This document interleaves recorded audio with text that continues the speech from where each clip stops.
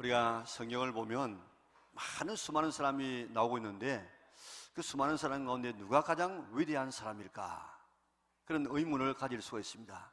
그런데 어떤 사람이 가장 중요한 인물이겠습니까? 우리 신약 성경을 딱 펴면요, 제일 먼저 뭐라고 나옵니까? 아브라함과 다윗의 자손 예수 그리스도의 계보라, 옛날에는 세계라, 그렇게 되어 있습니다. 그러니까 가장 대표적인 인물이 아브라함, 다윗, 예수님이십니다. 자, 오늘 우리는 그 가운데서 다윗에 대한 이야기를 좀 하려고 하고 있는데요, 다윗은 하나님의 사랑받은 자, 그런 뜻인데 성경에 다윗이라는 이름이 800번이나 소개되고 있습니다. 다윗은 메시아의 그림자입니다. 그리고 위대한 선지자예요. 지금 단순히 시인이 아니고 하나님의 계시를 받아서 예수님의 십자가와 부활을 시편에 다 이렇게 기록해 놓은 그런 선지자예요. 그리고 위대한 왕입니다. 그리고 예수님은 위대한 예술가인, 이 다윗은 위대한 예술가인데 시편이 150편이에요. 그런데 그 가운데서 저자가 밝혀져 있는 시편이 100편이고 저자가 불분명한 시편이 50편이에요. 그런데 그 이름이 있는 100편 가운데서 73편이 다윗이 쓴 시편입니다. 그러니까 아마 50편 가운데서라도 여러 편이 다윗이 쓴 것인데 분명치 않아서 아마 쓰지 않았을 것입니다. 그러니까 150편의 시편 가운데서 적어도 100편 이상을 다윗이 썼습니다. 이렇게 위대한 성경 기록자입니다. 그리고 성전을 지으려고 했지만은 하나님이 짓지 못하게 하자 그의 아들 솔로몬으로 하여금 성전을 짓도록 하는데 하나님으로부터 받은 설계도까지 다 주었습니다. 그리고 대부분의 재료를 다 준비해 주었습니다. 하나님이 다윗을 보고 뭐라고 하신 줄 아시죠? 너는 내 마음에 합한 사람이다. 내가 너를 통해서 내 뜻을 이루겠다. 이렇게 하나님 마음에 합한 사람이 누가 있습니까? 지금도 이스라엘 국기에는 다윗의 별을 걸어놓고 다윗과 같은 메시아가 오셔서 우리를 다스려 주기를 기다리고 있습니다. 이렇게 위대한 분이 바로 다윗입니다. 그런데 그 다윗이 한 일이 참 많아요. 어릴 때 그는 골리앗을 죽이기도 했죠. 위기에 빠진 나라를 구하기도 했죠. 또 이상적인 왕이 되기도 했습니다. 성경의 저자가 되기도 했습니다. 성전 지을 준비를 하기도 했습니다. 그 가운데 제일 잘한 일이 바로 오늘 본문에 나오는 예루살렘을 수도로 삼았어. 종교적이고 정치적인 중심으로 삼아서 모든 백성들의 마음을 거기다가 집중하게 만들었습니다. 그래서 예루살렘은 하늘의 예루살렘의 그림자로 소개되고 있습니다. 지금도 예루살렘에 가면 참 신비로움이 느껴져요. 왜 그런가 하면 예루살렘은 거기에 주변에 나오는 돌을 가지고 집을 지어요. 그런데 그 돌 색깔이 아주 미색입니다. 미색.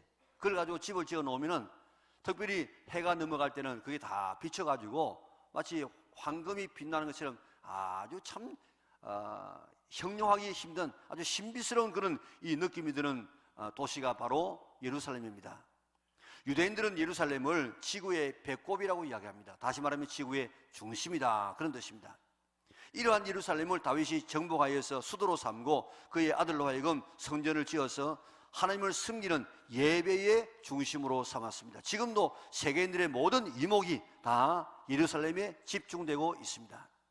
트럼프가 저 텔레비브에 있는 수도를 예루살렘으로 지금 예루살렘이 수도다 해가지고 온 세계 사람들을 놀라게 만들고 긴장하지 않았습니까? 왜 예루살렘 건설이 이렇게 중요한가 하면 예루살렘은 이미 평화의 왕이신 멜기세덱이 거기에 거하면서 있었는데 히브리서 보면 그는 시작도 없고 끝도 없는 마치 예수님을 닮은 사람이다. 예수님의 그림자예요. 그리고 예루살렘은 모리아 산이라고 하기도 하는데 하나님께서 아브라함에게 네 아들 이삭을 모리아 산에 가서 바치라 그랬습니다. 이것은 예수님께서 십자가에서 돌아가실 것의 예표입니다. 예수님께서 이 예루살렘에 설교하셨습니다. 그리고 십자가에서 돌아가셨습니다. 그리고 부활하셨습니다. 그리고 인류 구원을 이룬 장소가 바로 예루살렘이에요. 계시록에 보면 예루살렘은 하늘나라에 있는 새 예루살렘의 모형이라고 이야기했습니다. 이런 예루살렘을 포함한 모든 가나안을 하나님께서 아브라함과 그의 후손에게 주겠다, 그렇게 약속하셨어요. 그리고 여호수아 시대에는 정복하고 그 땅을 다 분배해 주었습니다. 그런데 이 예루살렘은 누구의 지파에게 분배되어 있는가 하면 베냐민 지파의 땅으로 분배해 주었어요. 그런데 베냐민 지파가 그 땅을 차지하려고 하다가 너무 거기에 살고 있는 이 원주민 여부수 사람들이 강력하니까 쫓아내지 못하고 밀려났습니다. 400년 동안 여부수 사람들이 그 지역을 차지하고 있었어요. 사울은 베냐민 지파에 있지만은도 왕이 되어졌지만은 이 여부수 사람들을 쫓아내고 회복할 생각조차 하지를 못했습니다. 사울이 죽자 사울의 아들 이스보셋을 왕으로 삼았습니다. 남쪽은 이제 유대 지파를 중심으로 해서 다윗을 왕으로 세우고 헤브론을 수도로 삼아서 나라를 다스려 갔습니다. 그렇게 하다가 7년 6개월 이후에 이스보셋이 죽습니다. 북쪽 사람들은 이제 다른 대안이 없구나. 그래서 다윗에게 왕관을 가지고 와서 우리의 왕이 되어 주십시오 하고 요청을 했습니다. 그래서 다윗은 세 번째 기름 부음을 받고 통일 왕국의 왕이 되어집니다. 그러나 모든 이스라엘 백성들이 다윗을 다 좋아한 것은 아닙니다. 그 훨씬 뒤에 다윗이 압살롬의 반란을 당하여서 도망가게 될 때 거기에 시므이 같은 사람은 와가지고 막 이 빌어먹을 놈아 하고 돌을 던지면서 그 왕에게 그런 이 못할 짓을 하지 않았습니까? 그러니까 다 다윗을 좋아하는 것이 아니고 싫어하는 사람도 많았어요. 특별히 지역성이 강해가지고 북쪽에 있는 사람들은 다윗을 좋아하지 않고 믿지 않았습니다. 다윗이 이렇게 왕이 되어졌지만 어떻게 하면 국론을 통일시킬 것인가, 어떻게 하면 백성들의 마음을 하나로 묶을 것인가, 그렇게 생각하다가 북쪽에 마하나임도 수도를 할 수 없고 남쪽에 있는 이 헤브론도 적절하지 않고 어느 한 곳을 만약에 정하게 되어지면 지방색 때문에 나라가 분열될 수 있어요. 그래서 중간인 예루살렘을 택한 것입니다. 예루살렘은 남쪽도 북쪽도 아닙니다. 남쪽 땅도 아니고 북쪽 땅도 아닌 여부수 사람들이 지금 차지하고 살고 있는 그런 땅이었습니다. 그래서 다윗은 여기를 수도로 삼고 성전을 지어서 온 이스라엘 백성들이 와서 예배드리는 이런 신앙의 중심지로 삼으려고 했습니다. 뿐만 아니라 예배드리는 곳과 수도는 적군들의 공격을 막을 수 있는 요새여야 합니다. 그런데 예루살렘은 천년적인 요새였습니다. 동쪽에는 기드론 시내가 흐르고 남쪽에는 흰놈의 골짜기, 또 서쪽에도 그렇게 되어져서 이제 북쪽만 지키면 천년적인 요새입니다. 우리 저 지도를 보면요, 지금 저게 여부서 사람들이 살고 있는 다윗이 차지했던 다윗성이에요. 그런데 지금 예수님 당시에는 어떻게 됐는가 하면 저 밑에 있는 것이 바로 시온성이고 다윗성이고 지금 저 위에 보면 성전이 있습니다. 그런데 저 뒤에 이슬람이 저 땅을 차지하고 성벽을 쌓았는데 이 사람이 잘 몰라가지고 다윗성을 빼고 성벽을 쌓았어요. 그래가지고 굉장한 이런 징계를 받았습니다. 그리고 지금 가보면 저 다윗성이 다 들어가야 되는데 안 들어가고 지금 있다고요. 막강한, 여기 여러분들 본 것처럼 양쪽을 다 보면 전부 요새입니다. 이런 막강한 이런 이 요새였기 때문에 로마가 예루살렘을 정복하기 위해서 왔지만은 그 막강한 군사를 가지고도 바로 정복하지 못하고 2년 동안 토성을 쌓고 그래가지고 그 예루살렘 성벽을 점령하지 않습니까? 자, 이런 여러 가지 이유 때문에 다윗은 통일 왕국의 왕이 되자 제일 먼저 하늘이 예루살렘을 정복하는 것이었습니다. 6절 우리 같이 한번 볼까요? 같이 읽습니다. 왕과 그의 부하들이 예루살렘으로 가서 그 땅 주민 여부수 사람을 치려하며 그 사람들이 다윗에게 이르되 네가 결코 이리로 들어오지 못하리라.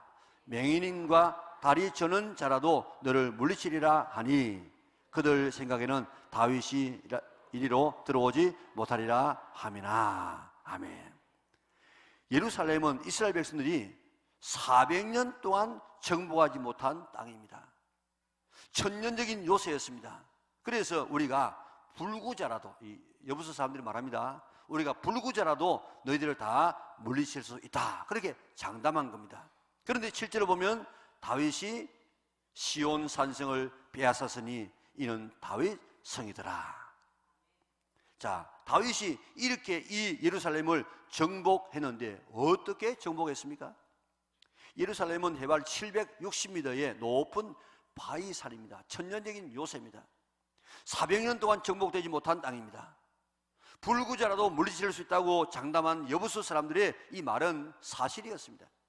그런데 어떻게 그 땅을 정복하여서 신앙과 정치의 중심지가 되게 했겠습니까? 어떻게 그 고지를 점령할 수 있었겠습니까? 다윗이 예루살렘의 고지를 점령할 수 있었던 비결은 우리는 저 땅을 정복할 수 있다 생각하고 믿은 것입니다. 최고의 고지는 보이는 고지가 아니라 생각의 고지입니다. 생각의 고지. 저 고지를 정복할 수 있다는 생각의 고지가 정복되지 않으면 보이는 고지는 절대로 정복할 수가 없습니다. 다윗에게는 두 개의 골리앗이 있었습니다. 하나는 블레셋의 장수 골리앗이었습니다. 키가 지금 3미터나 됩니다. 그의 이 갑옷의 무게가 50kg예요. 방패를 든 사람이 앞에 가고 그가 뒤에 따라가면서 방패를 또 들고 나갑니다.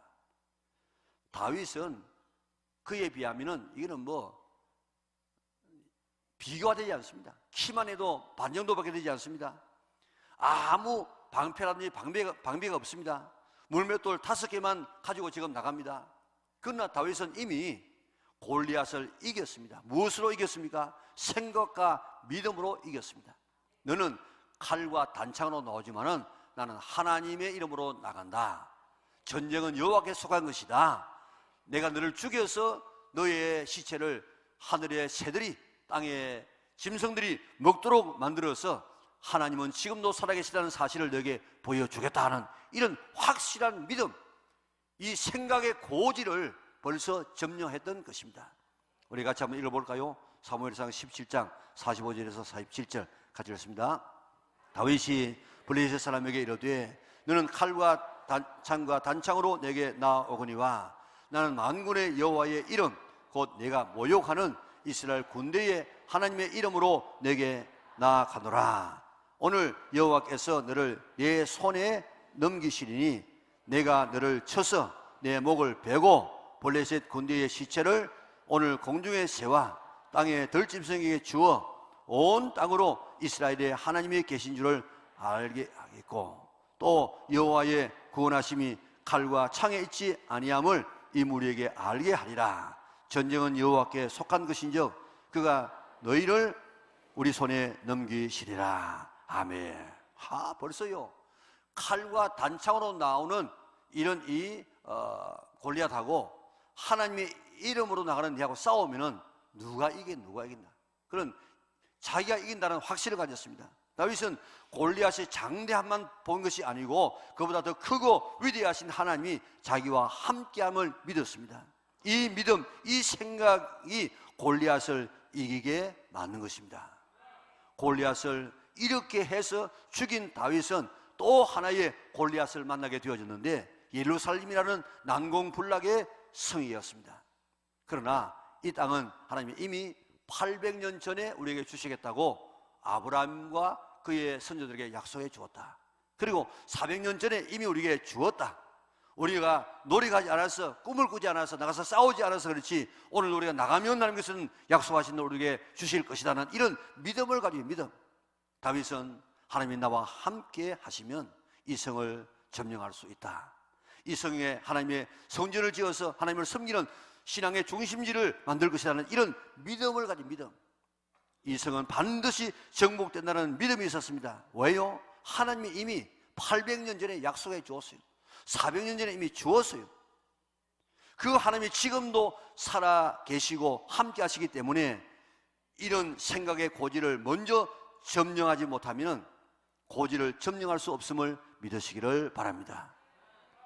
무슨 일을 하든지 생각의 고지를 점령할 수 있기를 바랍니다.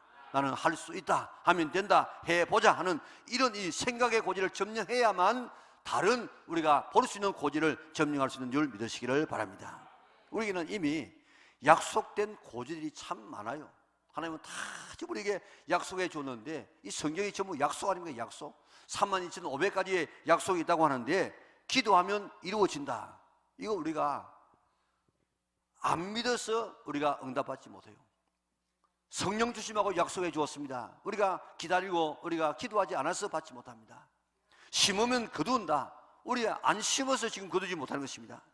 우리 얼마나 많은 이런 하나님의 약속이 이미 이루어진 약속들이 있는데 이걸 갖다가 안 믿어요. 생각의 고지를 우리 점령하지 못해서 이걸 얻지 못할 때가 얼마나 많습니까? 오늘 이 시간 우리 무엇을 하든지 먼저 고지를 점령하기 전에 생각과 믿음의 고지를 점령할 수 있기를 바랍니다. 그래서 넉넉하게 승리할 수 있을 줄 믿습니다. 미디안이 쳐들어왔습니다. 얼마나 많은 군사를 가지고 왔는가 하면 13만 5천 명의 군사를 끌고 왔는데 기도원을 통해서 이제 나팔을 부르고 군사를 모으니까 3만 2천 명이 모였어요. 그거 가지고 싸우면 되겠습니까? 그런데 하나님은 많으니까 돌려보내라. 그래가지고 돌려보내니까 10,000명이 남았어요. 이것도 많다. 그래가지고 돌려보내니까 300명은 남았어요. 자, 300명 가지고 어떻게 13만 5천 명을 이길 수 있겠습니까? 요즘처럼 뭐 핵무기라든지 좋은 무기만 있으면 상대할 수 있지만 그 당시에는 뭐 그게 아니고 칼을 가지고 육박전하는 이런 시대에 사람이 많아야 이길 수 있습니다. 그런데 어떻게 이기겠습니까? 마음에 두려움이 있었습니다. 생각이 벌써 위축되기 시작했습니다. 그럴 때 하나님께서는 기도원에게 너 종 하나를 데리고 저 미디안 진영에 한번 몰래 한번 가봐라. 그래가지고 종을 데리고 밤에 아주 멀리 한번 가보았습니다. 갔더니 그 막사 안에서 병사들이 이야기하는 소리가 들립니다. 한 병사가 이야기합니다. 야, 내가 어제 저녁에 꿈을 꿨는데 꿈에 보리떡 한 덩어리가 대굴대굴 이렇게 굴러오더니 우리 미디안 진영에 굴러 들어와가지고 장막을 치니까 장막이 확 무너지더라. 그러니까 야, 그건 이 무슨 꿈인지 모르겠냐? 그 보리떡 한 덩어리가 뭔지 아냐? 그게 바로 기도원의 칼이야, 칼. 우리 모든 미디안 사람을 이 기도원의 칼에가 다 붙여버렸어. 우리 이미 말입니다. 지금 미디안 사람들은 우리가 진다고는 확실한 믿음을 가지고 있습니다. 그런데 오늘 이 사건을 통해서 기도원은 우리는 이긴다. 승리의 이런 확신, 생각과 믿음을 그런 굳게 믿고 나갔습니다. 그래서 나가서 이 300명의 군사가 나가가지고 아주 한밤중에 짜 하면서 그 항아리를 깨니까 그 소리가 300개 항아리가 깨지니까 얼마나 컸겠어요. 그리고 횃불이 한 300개가 확 비치니까 그게 잠자던 사람들이 깜짝 놀라가지고 자기 옆에 있는 막 이 적군이 막 들어온 것 같아. 그래가지고 칼 빼가지고 전부 스스로 찔러가지고 자기 친구를 찔러가지고 한 사람의 이런 이 손상도 없이 다 지금 선멸하게 만들었습니다. 오늘 먼저 우리가 고지를 점령하기 전에 생각과 믿음의 고지를 점령할 수 있기를 바랍니다. 건두 선수는 링에 올라가면 눈싸움을 먼저 합니다. 그리고 말로서 싸웁니다. 알리 같은 사람은 이야기하기를 자기는 벌써 말을 가지고 반 이겨놓고 싸웠다는 것입니다. 어떤 일을 앞에 두고 먼저 할 수 있다. 내게 능력 주신 자 안에서 내가 모든 것을 할 수 있다. 할 수 있거든요. 무슨 말이냐? 내게 믿는 자에게는 능치 못할 일이 없느니라. 할 수 있다 하면 된다. 해보자. 할 수 있다는 이런 생각의 고지를 먼저 정복해야만 고지를 볼 수 있는 고지를 점령할 수 있는 줄 믿으시기를 바랍니다. 이스라엘 백성들이 광야에서 40년 동안 헤매다가 다 죽었습니다. 이스라엘 백성들이 가데스 바네아에서 10명의 정탐꾼의 이야기를 듣고 우리는 가나안에 못 들어간다. 가면 죽는다. 우리는 그들에 비하면 메뚜기에 지나지 않는다. 애굽으로 돌아가자.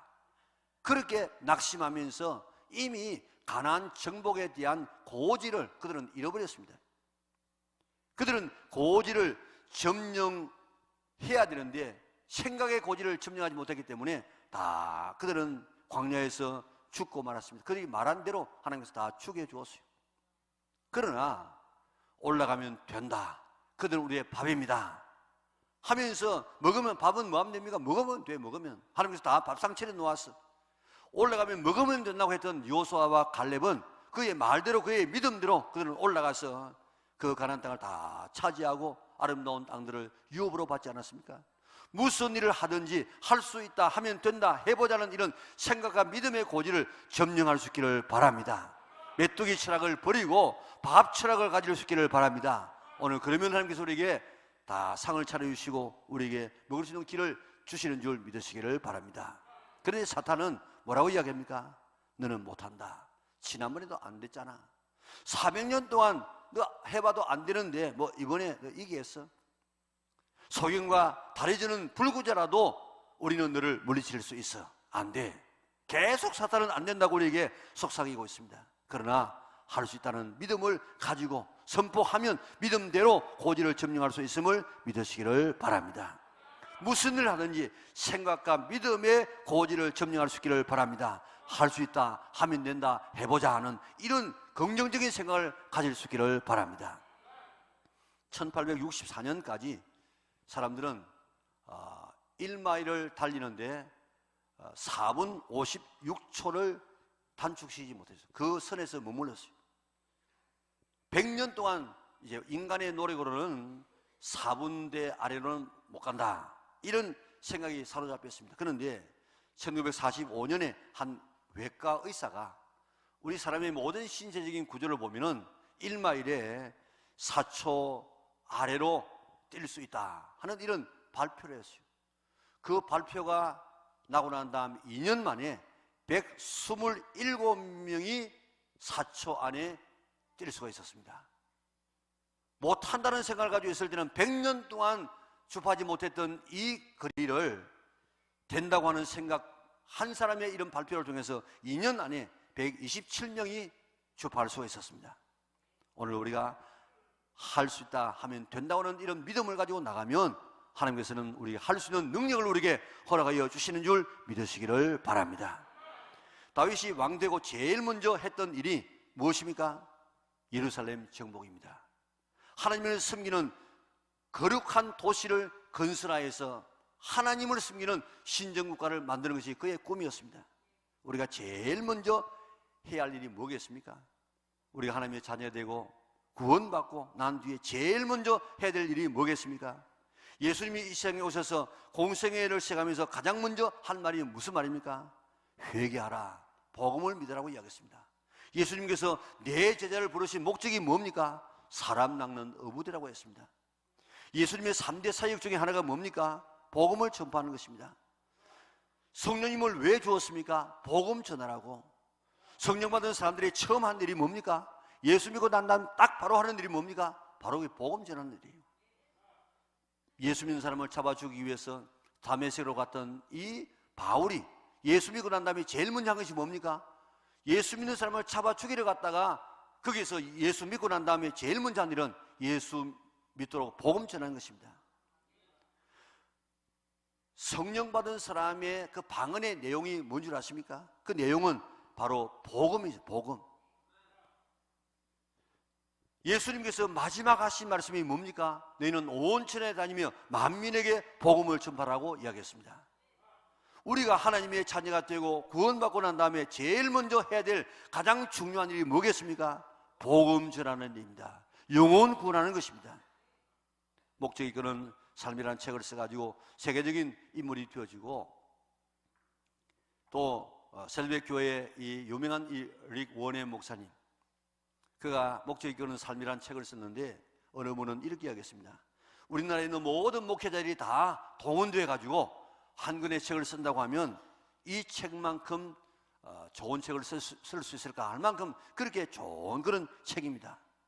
그 책을 중심으로 해서 우리가 오랜 전에는 우리가 목적 40이라는 그런 새벽기도를 해서 그때 2,000명이 새벽기도에 모여서 1,400여 명이 개건을 했다고요. 그 목사님의 간증입니다. 그의 아버지가 50년 동안 목회 생활을 하다가 이제 시장을 떠날 때에 자기하고 자기 아내하고 조카하고 아버지의 임종을 지켜보았답니다. 그런데 아버지에게 갑자기 생기가 좀 돌더니 자꾸 일어나려고 하더래요. 일어나려고. 그래서 일어나려고 하니까 아버지를 침대에 누우면서 이제 그 아내가, 릭 원의 목사님 아내가 물었습니다. 아버님, 뭘 하고 싶으세요? 뭘 하고 싶게 이렇게 일어나려고 하십니까? 그렇게 물었더니 예수님을 위해 한 명을 더 구원해야 돼. 예수님을 위해 한 명을 더 구해야 해. 예수님을 위해서 한 명을 더 구해야 해. 그 아주 오락가락하는 그 순간에 1시간 동안 100번 이상 예수님을 위해 한 명을 더 구해야 돼. 그렇게 외치다가 갑자기 손을 뻗어가지고 릭 원해 목사님의 그 자기 아들의 머리에 손을 얹으면서 예수님을 위해 한 명을 더 구해라. 예수님을 위해서 한 명을 더 구해라.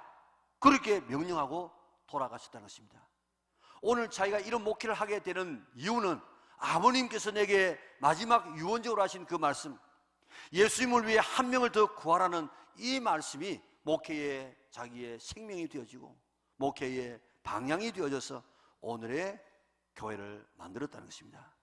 이것은 그 아버지를 통해서 주시는 하나님의 명령, 예수님의 명령이에요. 오늘 지금도 예수님은 우리에게 나를 위해서 한 생명을 더 구해라, 오늘 우리에게 말씀하고 있는 줄 믿으시기를 바랍니다. 하나님의 최대의 관심은 뭡니까? 구원입니다. 구원. 성경 전체 의사가 뭡니까? 구원의 구원. 하나님의 구원 계획이에요. 하나님은 한 생명을 더 구하라고 하는데 오늘도 우리에게 명령하고 우리에게 재촉하고 있습니다. 그런데 사탄은 뭐라고 합니까? 요즘 전도가 되나? 해봐도 안 돼. 작년에도 해봤는데 안 됐잖아. 다른 사람이 전도하는 네 보고 뭐라고 하겠어? 만약에 내가 교회 가자 그렇게 했다가 거절하면 너 창피당하지 않아? 계속 우리에게 이렇게 속삭여 해서 한 영혼 구원의 이 고지를 정복하지 못하도록, 생각의 고지, 믿음의 고지를 정복하지 못하도록 계속해서 우리에게 속삭이고 있습니다. 이 사탄의 음성, 이 여부서 사람들, 너 와도 안 돼 하는 여부서 사람들의 이 말에 귀를 기울이지 말고 오늘 할 수 있다 하면 된다고 하는 그런 이 긍정적인 이 고지, 생각의 고지, 믿음의 고지를 점령할 수 있는 성도들 될 수 있기를 바랍니다. 다윗이 왕이 되고 처음 한 일이 잃어버린 예루살렘을 회복하고 하나님의 나라를 회복하는 것이었습니다. 우리가 예수 믿고 제일 처음 해야 하고 숨을 거둘 때도 해야 할 일은 바로 영혼 구원인 줄 믿으시기를 바랍니다. 바울은 뭐라고 고백했습니까? 주 예수께 받은 사명 곧 하나님의 은혜의 복음 전하는 일을 마치려면 내 생명을 조금도 귀한 것으로 여기지 아니하노라. 이는 바울의 고백뿐만 아니고 우리의 고백이 되어야 될 줄 믿습니다. 베드로전서 2장 9절 이하에 보면 왜 우리를 어둠에서 건져냈다고 이야기했습니까?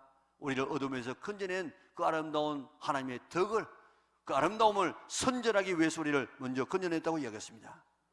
지금 목장 예배 계속 나가고 있는 그 교환들 보세요. 선교사들의 삶을 소개하고 있습니다. 이번 주는 헤론의 삶을 소개하고 있는데 그가 목사님의 아들로 태어났습니다. 그런데 그가 어느 부흥에 참여해서 성령님을 받고 난 다음에 제일 먼저 나온 이야기가 바로 나는 선교사로 헌신하겠습니다. 준비 다 되었으니 이제는 땅끝으로 가라 하는 그 말씀 듣고 땅끝이 어디냐? 당시에 땅끝이 바로 조선이었으면 조선. 그래서 20대에 수재 중에 수재인 그는 이 땅에 왔습니다. 5년 동안 정말 헌신적으로 일하다가 그는 이질에 걸려서 과로로 그는 시향을 떠났습니다. 시향을 떠났으면 그가 뭐 끝날 것 아닙니까? 그런데 선교사들의 삶을 보면요, 그의 아내들이 그 일을 계속했습니다. 그 낳은 자녀들을 다시 공부시켜가지고 그 아버지를 계속하게 만들었습니다. 그래서 오늘 이 땅이, 우리가 살고 있는 이 땅이 오늘 이렇게 복음화된 이유가 바로 그렇게 헌신적인 선교사들의 그런 헌신을 통해서 우리까지 예수 믿어서 하나님의 나라가 되어지고 오늘 그렇게 인지가 깨어진 나라가 되어져서 오늘의 대한민국이 된 것 아니겠습니까? 예수님의 첫 마디는 사람을 낚는 어부가 되라는 것이 복음 전하여서 영혼 구원하라는 것입니다. 예수님의 마지막 말씀은 온 전에 다니며 복음을 전파하는 것이 예수님의 마지막 말씀입니다.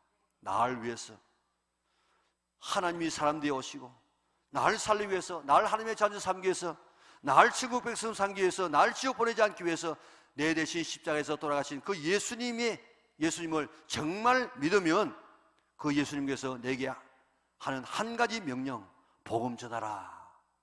생명 살려라, 구원하라 하시는 이 하나님의 말씀에 우리가 어찌 순종하지 않을 수 있겠습니까? 선교사는 다 그 주님의 은혜에 감격해서 기쁨으로 순종해서 이 땅에 와서 죽음으로 말씀을 순종했던 건 아니겠습니까? 이 땅에 순종한 선교사들이 자기의 모든 삶을 포기하고 이 땅에 와서 복음을 전하다가 죽어간 이유는 나를 위해 죽으신 주님의 명령이 영혼 구원이었기 때문입니다. 영혼 구원하기 위해서 이 땅에 오셔서 그렇게 죽어갔습니다. 우리에게도 이 마음 주셔서 이번 가을에는 나도 한 영혼 구원하여 주님의 명령에 순종하여 주님이 기쁘시게 하는 삶을 살게 하여 주옵소서, 이렇게 기도하고 순종하고 힘쓸 수 있기를 바랍니다. 예루살렘 정복 힘들었던 것처럼 한 영혼 구원 쉽지 않습니다. 그러나 가능합니다. 골리앗 어디를 보아도 공격할 만한 장수가 없었어요. 갑옷을 입었습니다. 방패를 앞세웠습니다. 공격할 곳이 없었지만은 그러나 얼굴 이마는 노출되었습니다. 그곳을 공격했더니 골리앗은 쓰러지고 말았습니다. 여부서 사람들이 살고 있었던 난공불락의 예루살렘은 400년 동안 정복할 수 없었던 땅입니다. 거기에도 들어갈 길이 있었습니다. 8절을 보면요, 어디로 올라가라고 했습니까? 물 끓는 곳으로. 저 역대상 11장에는 수구로 올라가라. 예루살렘에는 물이 없습니다. 그런데 바로 그 옆에 기온샘이라고 하는 아주 좋은 물이, 지금도 가면요 그 희석이 같은 날로 들어가 보면 우리의 무릎 정도 올 만큼 물이 막 확 이렇게 막 흘러내려가는데, 그 물을 저기 점령하면 성 안에 있는 사람들은 다 목말라 죽어요. 그래서 그 물을 길을 성 안으로 끌고 와가지고 위에서 뚫었어요. 수직 갱도를 뚫었습니다. 여부서 사람들은. 그래가지고 물을 끼려 들여박아가지고 끼려 올렸어요. 그런데 그 뒤에 히스기야는 그 수로를 아예 그 물길을 성 안으로 넣어가지고 그 실루암 못으로 가게 해서 거기에서 떠먹을 수 있도록 그렇게 만들었습니다. 그런데 그 수구가 예루살렘으로 들어갈 수 있는 유일한 길이었어요. 다윗은 고향이 베들레헴입니다. 베들레헴은 예루살렘과 얼마 떨어지지 않았어요. 어릴 때 목동으로서 거기 와서 양도 먹이고 막 그렇게 했을 거예요. 그래서 수구를 알았어요. 그래서 그 수구를 통해 가지고 올라가라. 그래서 올라가서 성문을 열고 점령하지 않았습니까? 어떤 문제도 풀리지 않은 문제는 이 땅에 아무것도 없습니다. 어느 한 영혼을 구원해 보면 그에게도 아무리 내가 안 된다고 하는 영혼, 오늘 일부 예배도 설교 마치고 사모님 나올 수 있습니다. 그러니까 절대 그 사람은 안 됩니다. 그 사람은 지금 움직이지 않습니다. 제가 절대 됩니다. 그렇게 이야기했습니다. 어떤 사람든지 만나보면 이야기해 보면은 그에게 수구가 있어요. 아킬레스 건이 있어요. 그 건드리면 문 열리도록 하는 그곳이 있습니다. 복음을 받아들이고 하나님의 사람이 될 수 있는 길이 있다고요. 할 수 있습니다. 하면 됩니다. 해봅시다. 이런 생각과 믿음의 고지를 정복하고 수구로 올라가게 되어지면 반드시 그 문은 열리도록 되어 있는 줄 믿으시기를 바랍니다. 우리가 이번에 2018 비전의 마지막 해로 한 영혼 구원에 초점을 두고 있습니다. 이번에 우리 교회의 체질을 좀 바꾸고자 합니다. 그 다음에 우리 목표하는 것은 다음 문제고, 먼저 한 영혼을 구원을 위해서 내가 먼저 기도하자는 것입니다. 적어도 30분 이상 부르짖어서 기도하고 111 매일 한 사람에게 유일하신 그리스도를 우리가 전하자. 그래서 기도해서 성령 충만 받고 우리가 복음을 전해서 우리가 이번 기회를 통해서 기도의 사람으로 변하고 성령의 사람으로 변화되어지고 매일 한 사람에게 복음을 전하는 하나님 아버지의 마음으로 한 영혼을 구원하는 이런 사람으로 변하자. 이것이 우리의 이번의 목표예요.